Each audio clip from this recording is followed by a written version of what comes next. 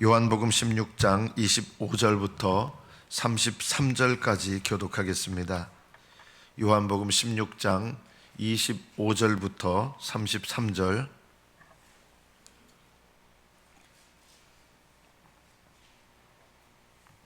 (25절부터) 교독합니다. 이것을 비유로 너희에게 일렀거니와 때가 이르면 다시는 비유로 너희에게 이르지 않고 아버지에 대한 것을 밝히 이르리라.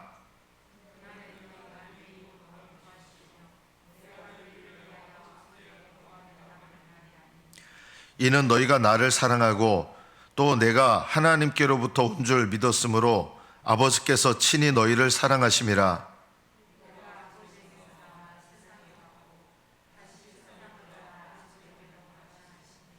제자들이 말하되 지금은 밝히 말씀하시고 아무 비유로도 하지 아니하시니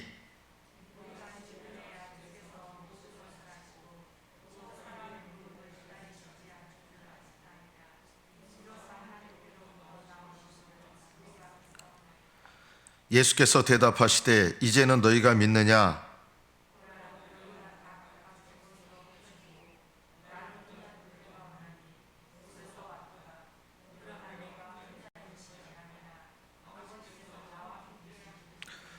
이것을 너희에게 이르는 것은 너희로 내 안에서 평안을 누리게 하려 함이라.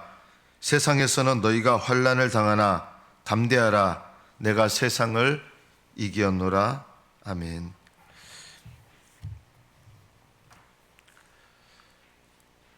예수님께서 비유로 너희에게 여태까지 말했다는 것은, 이 비유란 말은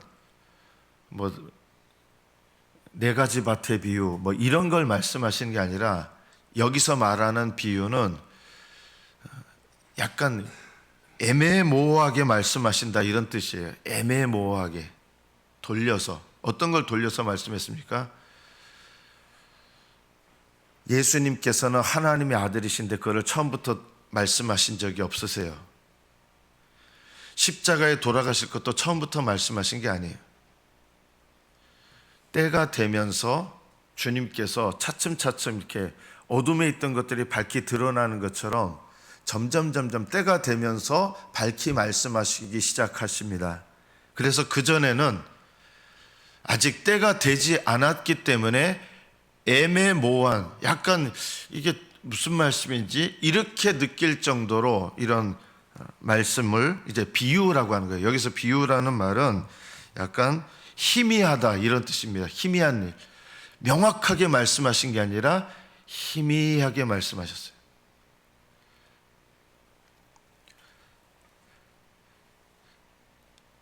그러나 때가 이르면 다시는 비유로 너희에게 말하지 않는다. 이 때가 이르면이란 말은 십자가에서 죽으시고 부활하신 이 다음부터는, 그리고 제자들이 보혜사 성령을 받은 다음부터는 분명하게 말씀하시는 거예요. 예수님은 십자가에 돌아가실 것도 처음부터 말씀하시지 않았어요. 부활에 관한 것도 사실은 제자들이, 이 이스라엘 백성들은 육신의 부활에 대해서 애매모호한 것들이 있었어요.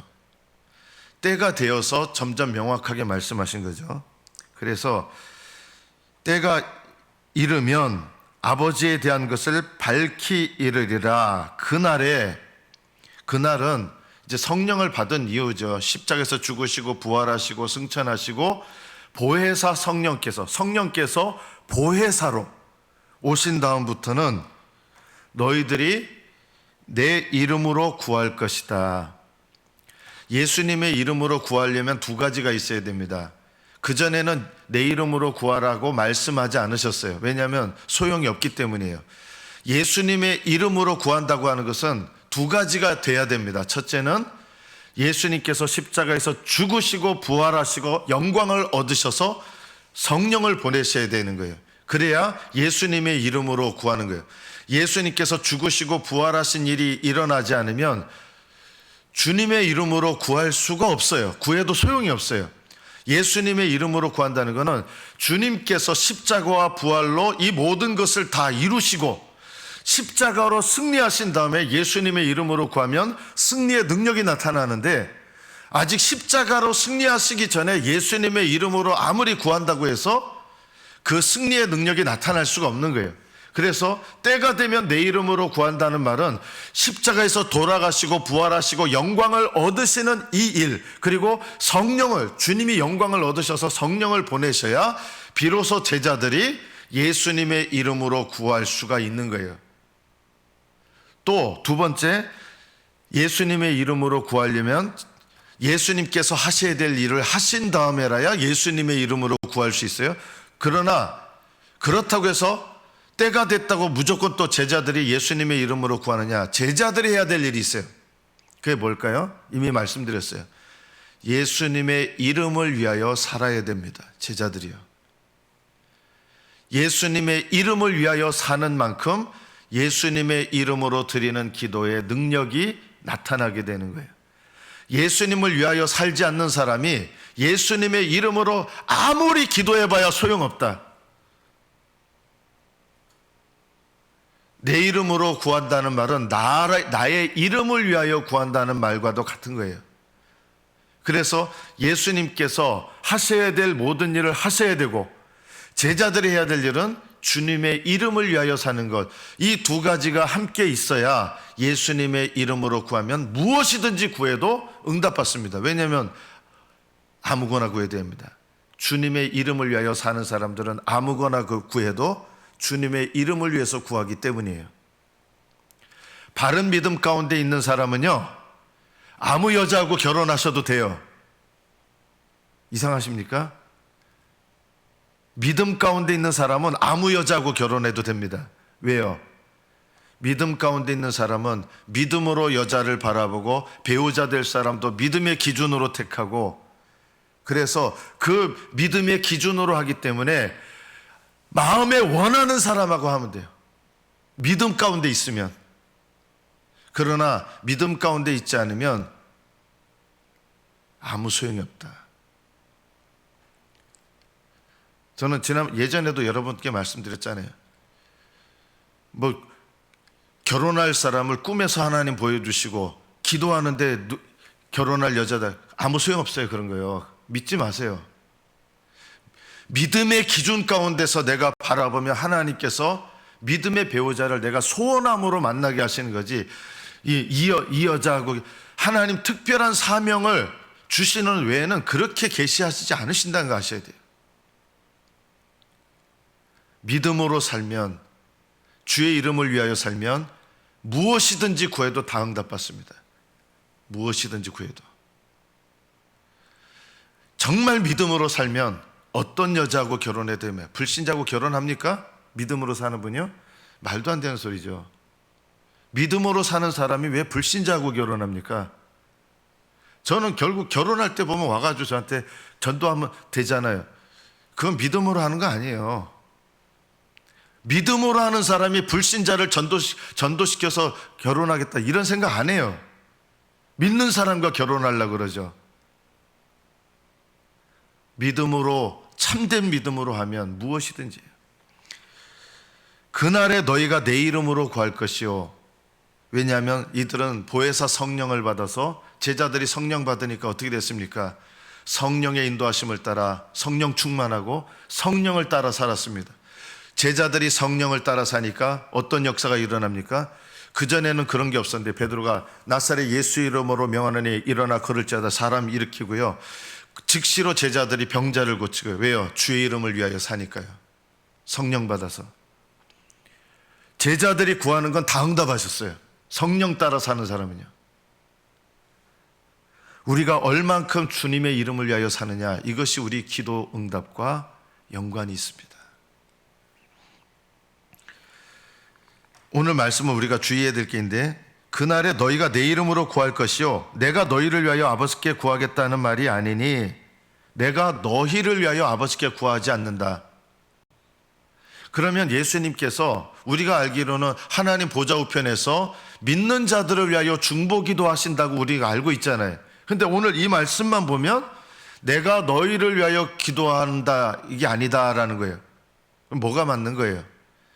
말씀은요, 주님께서 원래 뭘 의도하고 말씀하셨느냐, 이거를 잘 파악해야 돼요. 주님은 중보기도 안 하십니까? 하늘에서요? 아니죠. 주님은 택하신 모든 자들을 위해서 하나님 보좌 우편에서 중보기도 하고 계십니다. 지금도요. 그러면 이 말씀은 뭐예요? 내가 너희를 위하여 기도하지 않는다. 이 말씀은 중보기도하지 않겠다는 뜻이 아니라 내가 너희를 위하여 기도하기 때문에 아버지가 너희를 사랑하는 게 아니라는 거예요.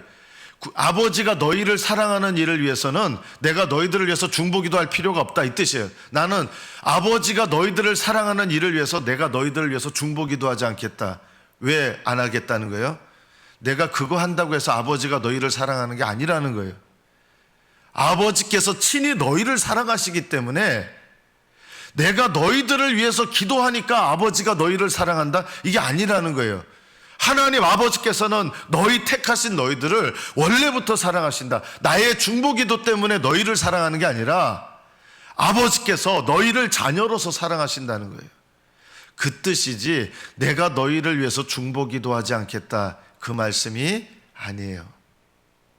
내가 너희들을 위해서 중보기도하기 때문에 아버지가 너희를 사랑한다? 아니에요.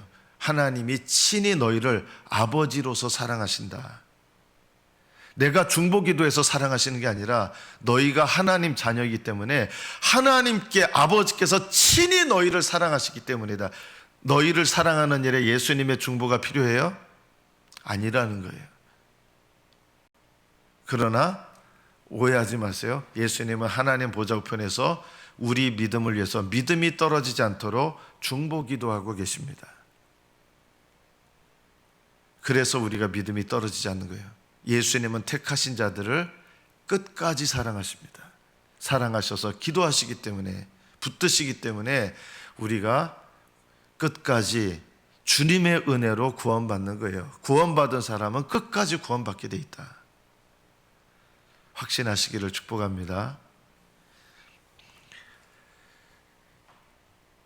내가 아버지에게서 나와 세상에 왔고 다시 세상을 떠나 아버지께로 가노라. 이제 어디 가십니까? 잘 몰랐어요, 제자들이. 이제는 예수님께서 나는 아버지께로부터 와서 세상에 왔고 아주 분명하게 말씀하신 거예요, 이제는. 그리고 내가 이제 아버지께로 가노라 하니까 제자들이 지금은 밝히 말씀하시고 예전에는 모호하게 정말 하나님께로 오신 분인가 아닌가 이렇게 느껴질 정도로 모호했는데 이제 예수님이 친히 분명하게 말씀하신 거예요. 나는 아버지께로부터 왔다. 그리고 나는 이제 아버지께로 간다.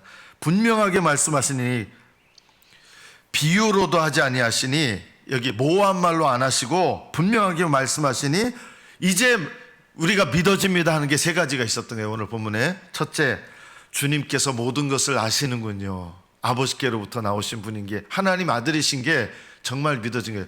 주님은 모든 것을 아시는 전지하신 분이십니다. 두 번째, 뭐가 믿어졌습니까? 사람의 물음을 기다리지 않는 줄 아시나이다. 주님은 묻기도 전에 다 아시고 다 하신다는 거예요. 세 번째, 뭐가 믿어졌습니까? 하나님께로부터 나오심을, 여기 하나님께로부터 나오심은 예수님의 신성을 말하는 거예요. 이게 믿어집니다 한 거예요. 당신은 정말 하나님 아들이시고 단순히 인간이 아니라 하나님께로부터 나오신 분이신 게 믿어집니다 한 거예요. 예수님 말씀이 믿어졌습니다. 그런데 예수님께서 뭐라고 하십니까? 31절에 보면 예수께서 대답하시되 이제는 너희가 믿느냐? 이게 무슨 말씀이에요? 너희들은 내가 말한 거를 믿는 믿음은 갖고 있어요. 믿어진 거예요. 말씀이 믿어졌어요. 그런데 제자들의 믿음은 이 믿음 갖고 안 되는 거예요. 왜냐하면 너희가 이제는 믿느냐? 예수님 너희가 믿었구나 하시면서 동시에 지금 너희들의 믿음 상태를 다시 얘기하시는 거예요. 보라, 너희가 다 각각 제 곳으로 터지고 나를 혼자 둘 때가 오나니 벌써 왔도다. 분명히 믿어집니다. 이제 주님 말씀 다 믿어집니다. 100% 믿어집니다 하는데 너희는 너무 자신하지 말라는 거예요. 말씀은 믿어졌는데 제자들은 아직 어떤 믿음이 없는 거예요? 환난이 왔을 때 환난을 이겨낼 믿음은 아직 아닌 거예요. 그래서 예수님께서 십자가에 달리실 이 환란이 딱 오니까 제자들이 무서워져서 하다 어떻게 됐어요? 다 도망가 버린 거예요. 말씀으로 참된 말씀으로 믿는 믿음은 있었지만 어떤 믿음은 부족한 거예요? 환란을 이겨낼 믿음, 세상의 미움을 받아낼 용기, 이런 믿음은 아직 없는 거예요. 너희들의 믿음은 머리로 믿는 믿음이지, 말씀을 옳다고 믿는 믿음이지만 환란을 이겨낼 믿음은 아직 아니다라는 거예요. 믿음은요, 두 가지 차원이 다 필요한 거예요. 주님 말씀을 아멘 아멘으로 믿는 믿음도 필요한데 어떤 믿음도 필요해요? 그거는 그냥 이해가 돼서 믿는 믿음이에요. 환란을 겪어봐야 내 믿음이 어떤지가 나오는 거예요. 제자들은 예수님 때문에, 예수님이 붙잡히시고 십자가에 달리시는 이런 일이 눈앞에 벌어지니까 그 상황을 견뎌낼 만한 믿음이 아직 준비가 안 된 거예요. 그래서 어떻게 돼요? 도망가 버린 거예요, 다. 여러분 믿음은 언제 아는지 아세요? 저는 성경 말씀 100% 다 진리라고 믿습니다. 그것도 믿음이에요. 그러나 이 말씀이 내게 삶이 되는 믿음이 더 필요하다. 세상에서는 너희가 환난을 당하나 담대하라, 내가 세상을 이겼노라, 아멘이잖아요. 그런데 막상 환난이 와요. 돈 때문에 환난이 와요. 자식 때문에 환난이 와요. 세상에서 너희가 환난을 당한다 하셨잖아요. 아멘. 담대하라, 아멘. 내가 세상을 이겼노라, 아멘 하는데 막상 어려움이 딱 다가오면 주님 어디 계세요? 이렇게 되잖아요. 어떻게 이럴 수 있어요? 왜 나를 그냥 내버려 두고 계세요? 말씀을 머리로 믿는 믿음하고 내가 머리로 믿는 이 말씀이 내 삶 속에서 적용되는 믿음하고는 다른 거예요. 제자들은 어떤 믿음이 없었어요? 아직 말씀이 믿어지는 믿음은 있었는데 이 믿어진 말씀을 내 삶에 적용하는 믿음은 아직 아닌 거예요. 너희들은 아직 뿔뿔이 적용되는 믿음의 차원에서 보면 너희들은 뿔뿔이 흩어질 수밖에 없다. 그러나 내가 이것을 미리 얘기하는 것은 주님은 이 뿔뿔이 흩어진 제자들 이렇게 하시기만 한 거 아니에요. 다 아세요. 이들을 다시 불러 모으세요. 주님은요, 다시 세우세요. 회복시키세요. 그래서 하나님을 의지하지 않고 자기들 우리는 주님과 함께 오게도 가고 주님과 함께 죽겠습니다. 세상 사람들 죽는 걸 위해서는요 죽었어요. 죽을 수 있어요. 그런데 영적인 일은 그게 안 돼요. 제자들은 사실이었지만 영적인 준비가 전혀 안 된 거예요. 다 도망갈 수밖에 없는 거예요. 베드로도 제가 다른 사람은 부인해도 저는 아닙니다 했는데 3번이나 부인했잖아요. 이런 자기의 연약함을 깨달아야 하나님의 도우심, 성령님의 도우심을 알고 성령의 도우심과 능력으로 승리하게 되는 거예요. 내가 세상을 이겼다, 담대하라. 세상을 이기신 주의 능력이 누굴 통해서 나타나요? 성령님을 통해서 나타나요. 보혜사 성령님을 보내주셔야 되는데 아직 성령 안 받은 거예요. 성령 충만하지 않으면 아무리 내가 결심해도 안 되는 거예요. 어떻게 환난이 다가와요? 여러분, 하나님께서 때로는 여러분에게 베드로도 3번 부인한 거 여기 성경마다 또 기록이 돼 있잖아요. 저주하면서 부인한 것까지 나오잖아요. 나중에 주님께서 회복시키시고 사도였지만 사람들이 이렇게 비난했을까요? 저 사도라 그러면서 저 사람은 3번이나 부인하고 욕하고 도망갔던 사람인데 이렇게 비난합니까? 아니에요. 오히려 그 베드로의 그것을 보면서 자신들의 삶 속에 적용해서 하나님께서 이전에는 그렇게 부족한 분이었는데 저렇게 세우셨구나. 오히려 용기를 가지고 사도 베드로가 뭐라고 말씀하면은 예전에 3번이나 부인했던 분이 뭔 자격이 있다고 이렇게 합니까? 이렇게 했으며? 아니에요. 주님께서 그런 분을 사도로 세우시고 성령을 보내셔서 하나님께서 쓰셨는데 어떻게 하셨습니까? 베드로의 말에 순종합니다. 그리고 베드로가 하는 말의 권위를 나중에 너희가 바친 게 다 이거냐? 아나니아와 삽비라가 베드로도 속였어요. 사도도 속였어요. 어떻게 됩니까? 그 자리에서 죽었습니다. 옛날에 3번 부인했던 베드로인데도 불구하고 주님께서 세우신 거예요.